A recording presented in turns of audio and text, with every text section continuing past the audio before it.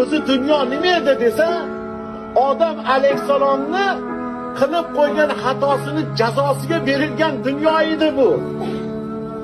Alloh azza va jal hech narsaga kerak bo'lmagan jannatdan dunyoga chiqarib qo'ydi.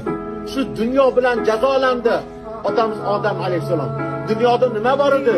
Uy qurish bor edi, bola chaqa boqish bor edi, yeb ichish kerak edi, ko'zi istash kerak edi, o'zi tirikchilik qilish kerak edi.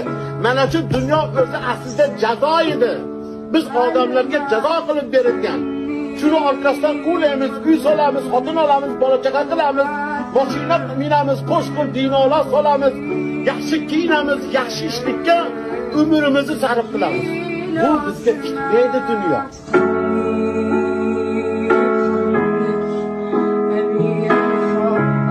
O'zi dunyo nima edi desa, Odam alayhissalomni